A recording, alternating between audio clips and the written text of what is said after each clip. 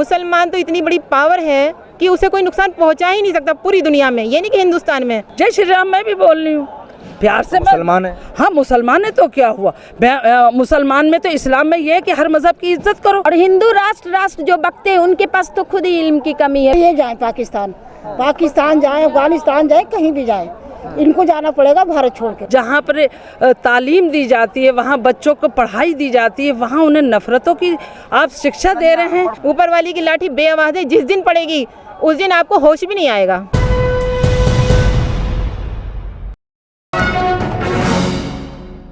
सुरेश चौहान के हो या उनके सहयोगी जो संगठन हैं, वो लगातार भारत को हिंदू राष्ट्र बनाने की मांग कर रहे हैं।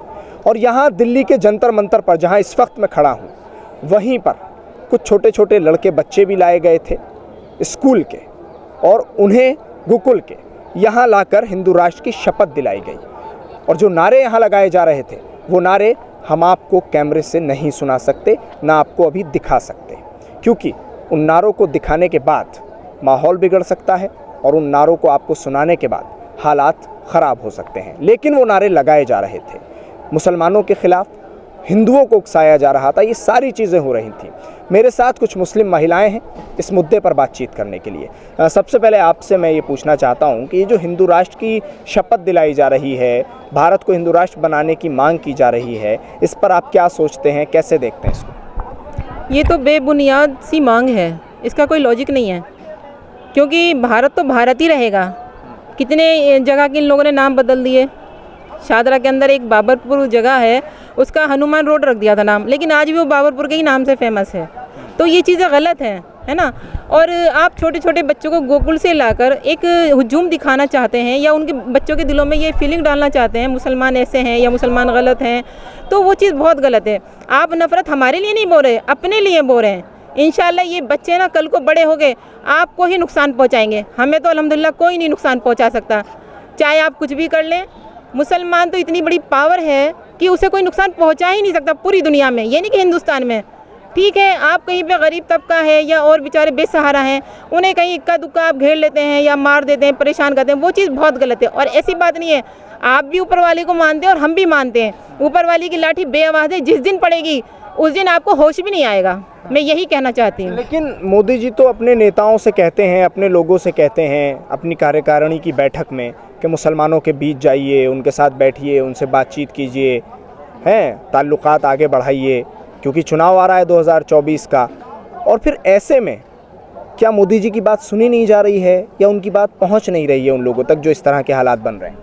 देखिए, मोदी जी को मैं थैंक्स करना चाहती हूँ कि बहुत आखिरी वक्त में ऐसा करे, जब माहौल ख़राब कर दिए हैं। वो तो मानना चाहिए प्रधानमंत्री की बात, लेकिन अब तो जनता समझ गई वो रिमोट से चलते हैं। और नफ़रत के बीज बोए हैं वो अगर, तो भारत को कमज़ोर करने के लिए। भारत में अमन और इंसाफ रहता तो देश तरक्की पे जाता। अब देश को वो चाह रहे हैं गुरुकुल के छोटे छोटे बच्चे लाके, जो तरक्की पर जाता हुआ भारत जो था, जो खुला में पहुंचने वाला था, जो नवरत्न कंपनियां थी, चाहे रेलवे का बड़ा सा नेटवर्क था दुनिया भर में, तो दुनिया भर में जो तो ना भारत का नाम था, तो वो चाह रहे हैं कि ऊ लाला वो छोटे छोटे बच्चे लोगों को करवाए, भारत के लोगों को गड्ढे में ले जाए, तो सिर्फ नफरत ही रहेगा। क्योंकि भुखमरी हो, बेरोजगारी हो, तो नफरत के अलावा क्या होगा। वो शिक्षा से दूर कर दिए लोगों को, तो उनके अब न समझाने के बावजूद भी जो शिक्षा से दूर है वो नफरत के अलावा क्या जानते हैं। उनके मतलब दिमाग में क्या कहें, गोबर है, तो वो जो भरना चाहेंगे भर जाएंगे। जिसके अंदर शिक्षा है, इल्म है, तो वो तो कुछ नहीं समझेगा इनकी बात। क्योंकि जब आदम अलैहिस्सलाम को भी बनाया गया था और सूरह बकरा में लिखा गया, इल्म देके आदम अलैहिस्सलाम को बरतरी हासिल हुई, फरिश्तों में भी इंसानों में भी। और इल्म ही ऐसी चीज़ है जो गांधी को पूरी दुनिया में बापू बनाया है। इल्म ही ऐसी चीज़ है कि आज अम्बेडकर को भारत की शान जाना जाता है दुनिया भर में। और तो फिर हिंदू राष्ट्र बनाने की मांग क्यों हो रही है? क्योंकि उनके यहाँ कुछ है भी नहीं। एपीजे को मिटाना चाहते हैं, हमारी जितनी भी इतिहास है उसको मिटाना चाहते हैं, तरक्की को बर्बाद करना चाहते हैं। वो अपना सिर्फ एक नाम नाम लेके श्रीलंका बनाना चाहते हैं। उसके बाद क्या बचेगा? जब तरक्की होगी, जब उन्नति होगी तो सबका फायदा होगा। और हिंदू राष्ट्र जो बकते हैं उनके पास तो खुद ही इल्म की कमी है। बेस होता है किसी भी राष्ट्र को बनाने के लिए एजुकेशन, तो पहले वो एजुकेशन पे काम करे, उसको ताकत बख्शे, एजुकेशन से सब कुछ बदलेगा, वो भी बदलेंगे, उनको भी एजुकेशन की जरूरत है। भारत को क्यों हिंदू राष्ट्र बनाने की मांग उठ रही है? क्यों छोटे छोटे बच्चों को लाया जा रहा है और इस तरह के नारे लगवाए जा रहे हैं? ये कहीं ना कहीं डर रहे हैं, इनके अंदर डर पैदा हो चुका है। और ये जब हिंदू राष्ट्र क्यों बता रहे, ये हमसे ज़्यादा हैं, तो इन्हें हिंदू राष्ट्र का तो ये है कि जब खुद ही तो उस पर बैठे, मीडिया इनकी है, खुद ही है, फिर इनको हिंदू राष्ट्र क्यों चाहिए? इसका मतलब कहीं डर है, सच्चाई कहीं सामने ना आ जाए। जो इन्होंने रोज़गार सब चीज़ को जो दबा के एक नफ़रतों का माहौल करा है, जो लोगों के दिलों में जो जहर वो करा है कि वो उनको ये नहीं पता चल रहा कि रोज़गार कहाँ है, बच्ची पढ़ाओ लिखाओ कहाँ है, और हर चीज़ के लिए पीछे है। भारत कहाँ चला गया? लोग आगे की तरक्की कर रहे हैं, ये पीछे भाग रहे हैं कि बस अब ईसाइयों को जोड़ लिया। बड़ा शर्म की बात है कि गोकुल से जहाँ पर तालीम दी जाती है, वहाँ बच्चों को पढ़ाई दी जाती है, वहाँ उन्हें नफ़रतों की आप शिक्षा दे रहे हैं। जी परसों, हाँ, पाकिस्तान चले। उन बच्चों को यही नहीं पता है कि हमें बोलना क्या है। उनसे जब पूछा वो कह रहे हैं जय श्री राम, जय श्री राम। जय श्री राम मैं भी बोल रही हूँ प्यार से। मुसलमान है? हाँ मुसलमान है, तो क्या हुआ? मुसलमान में तो इस्लाम में ये है कि हर मज़हब की इज्जत करो, उसमें है ही नहीं कि हम गलत किसी को कह नहीं सकते। और मोहब्बत का ये है ये कि हिंदू राष्ट्र हमारा पहले से ही मोहब्बत से ही देश को बचाया गया है। इस्लाम मोहब्बत से, प्यार से सब लोगों को सुधारा गया है।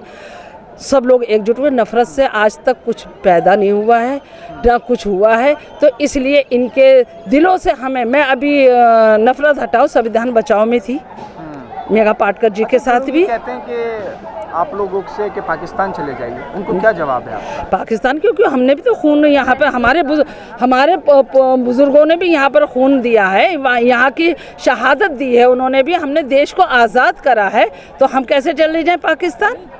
हम कैसे चले जाएं? हमें जाना होता तभी चले जाते जब वो बंटवारा हुआ था। ये भारत, अगर इनको इतनी आपत्ति है मुसलमानों से कि पाकिस्तान जाओ, भाई हम तो नहीं जाएंगे, हमारे पुरजों ने सींचा है खून से। अगर इनको जाना है ना तो ये जाएं पाकिस्तान, पाकिस्तान जाएं, अफगानिस्तान जाएं, कहीं भी जाएं, इनको जाना पड़ेगा भारत छोड़ के। वो लोग कहते हैं कि आप सड़क पर नमाज पढ़ते हैं, जुमे के दिन पत्थरबाजी करते हैं। क्यों? इनके जहाँ तहाँ मंदिर नहीं है रोडों पर, ये नहीं करते पूजा। मजहब से तो कोई लेना देना होना ही नहीं चाहिए, सबके मजहब अपने अपने सबको प्यारे। हम तो नहीं कहते किसी के मजहब को तुम कहाँ पूजा कर रहे हो, कहाँ पत्थर को पूज रहे हो, तुम्हारा मजहब तुम्हें मुबारक, हमारा हमें मुबारक।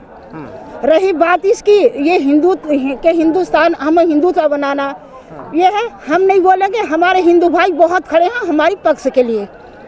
मेन बात ये है भाई, हम नहीं बोलेंगे तुम वो बनाओ या हिंदू बनाओ या मुसलमान बनाओ। बहुत मुसलमान हमारी भाई बहनें हैं जो हमारे पक्ष में बोल रही हैं।